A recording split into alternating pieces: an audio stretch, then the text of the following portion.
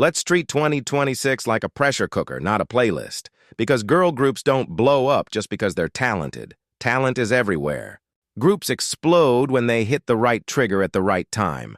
A release schedule that won't let the public forget them. A global stage that upgrades their status. And a fandom that turns momentum into domination. So here are the top 3 girl groups most likely to explode in 2026. BABYMONSTER, ILLIT, and KATSEYE.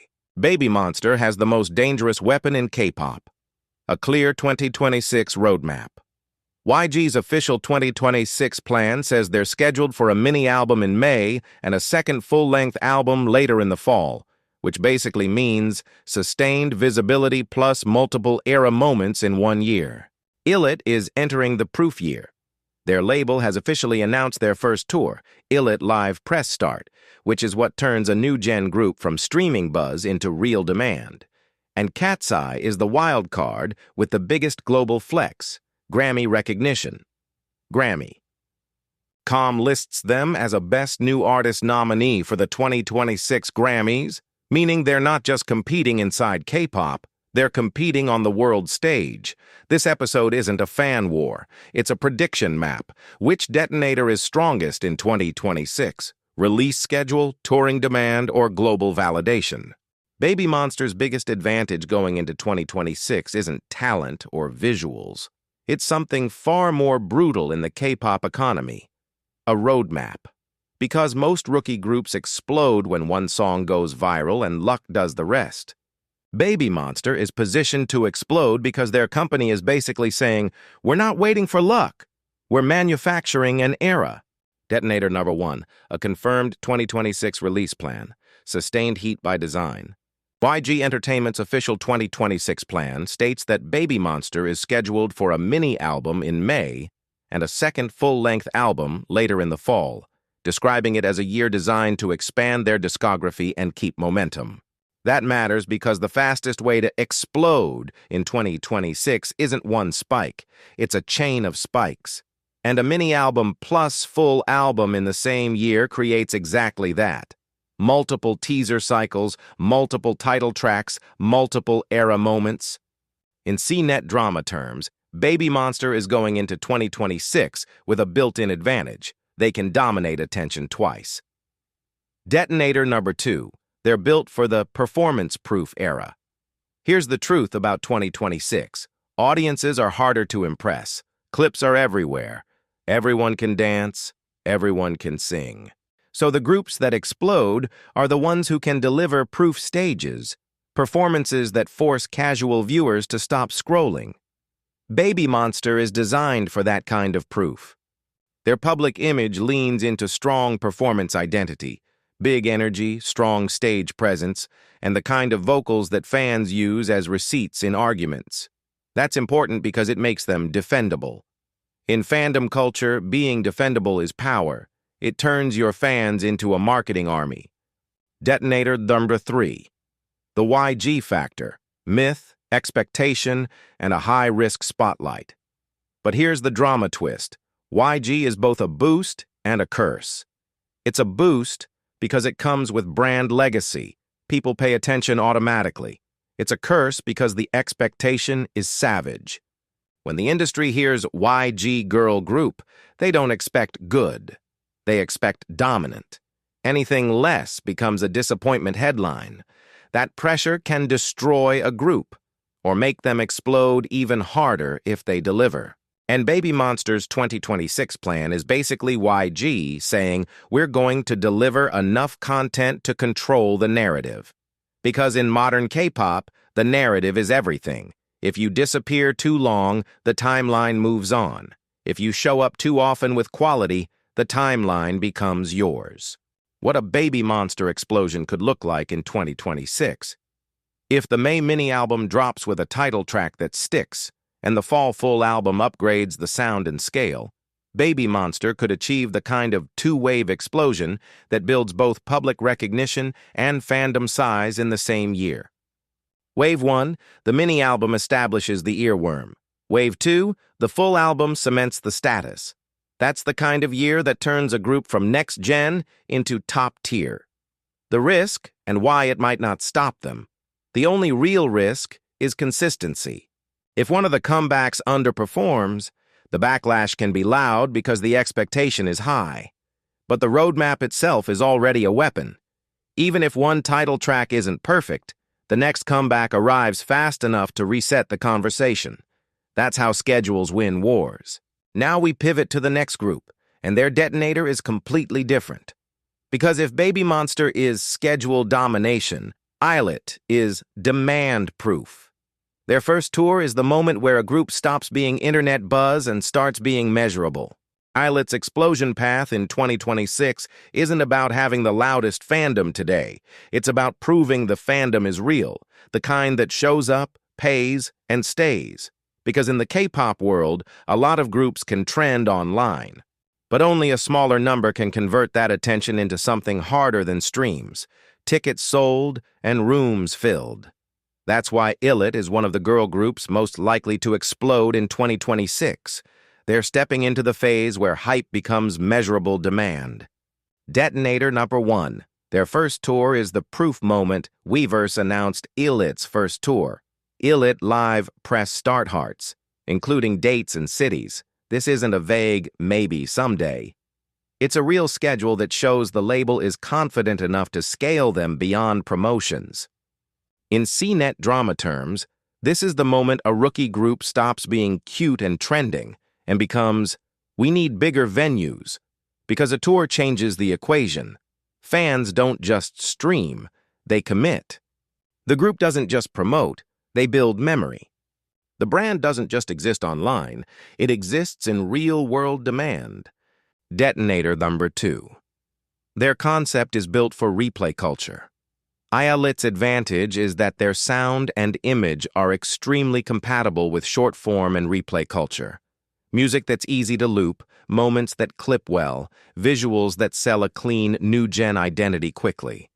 In 2026, that matters because algorithms don't reward complexity, they reward repeatability. Groups explode when their songs become background music for trends and edits, and ILLIT's vibe is naturally designed for that ecosystem. Detonator number 3. Touring creates a global glow-up effect. Tours don't just prove fandom size, they upgrade status. The moment a group starts touring, even casual audiences begin to treat them differently. You stop looking like a rookie. You start looking like a real act. And that shift can create a feedback loop. Touring attention increases, which increases streaming, which increases press coverage, which increases touring demand again. That loop is how explosion happens without a single viral miracle.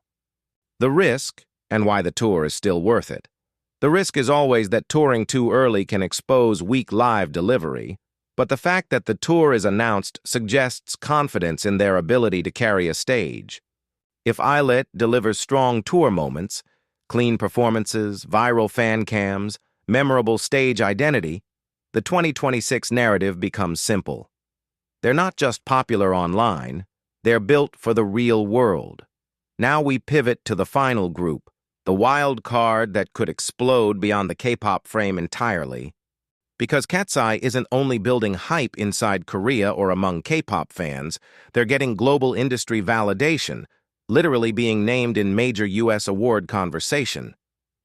KATSEYE's explosion path in 2026 is the most unpredictable and the most dangerous because it's not limited to the usual K-pop battlefield. They're positioned for something bigger, mainstream global validation. And in pop culture, once mainstream validation hits, the growth curve stops looking like K-pop growth and starts looking like a global pop act, faster, wider, and harder to control. Detonator number 1. Grammy-level recognition changes the whole conversation. Grammy. Com's nominations coverage lists KATSEYE as a Best New Artist nominee for the 2026 Grammy Awards. Even if you don't follow U.S. award shows, you know what this means in narrative terms. It's an industry stamp that tells the mainstream audience this group matters. For a next-gen girl group, that kind of recognition doesn't just boost visibility, it changes perception. Suddenly, you're not being evaluated as a new group. You're being evaluated as a global contender. Detonator number 2. They're built for cross-market appeal. KATSEYE's strength is that they're positioned to travel between audiences, K-pop fans, Western pop listeners, and global streaming culture. That cross-market design matters in 2026 because the biggest explosions happen when a group doesn't rely on one region. When you can trend in multiple markets at once, you create an attention storm. One audience discovers you, another audience validates you, and the algorithm pushes you everywhere. Detonator number 3. Global validation attracts global infrastructure. Here's the hidden part. When a group gets that kind of recognition, they attract bigger moves, bigger press, bigger brand deals, bigger performance opportunities. And those opportunities become a ladder. That ladder is how a group breaks out of the rookie ceiling. It's not just fans supporting you, it's the industry building you. Why KATSEYE could explode the hardest?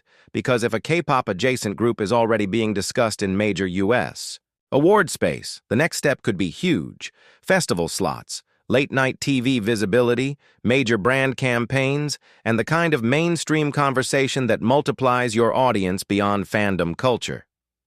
KATSEYE is the wild card because their explosion isn't confined to K-pop charts. It could happen in the global mainstream lane, and that lane is where exploding becomes something like worldwide. Now we hit the payoff. BABYMONSTER, ILLIT, and KATSEYE represent 3 different detonators: schedule, demand, and validation. So which one wins 2026? Here's the cleanest truth about 2026.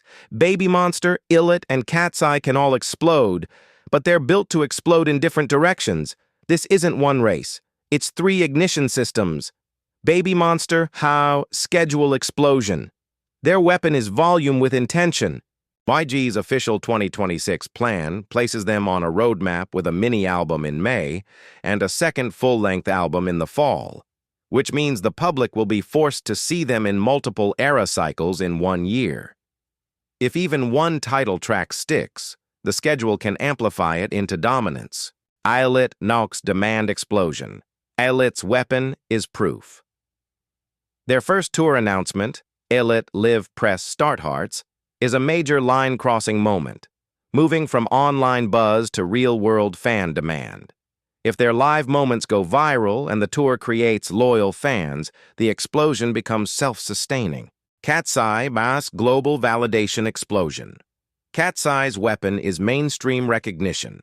Being listed as a Best New Artist nominee in Grammy.com's 2026 nomination coverage changes the frame completely. They're not just competing in K-pop, they're competing in global pop culture. If that validation turns into bigger stages and wider press, their growth curve could become the steepest of all.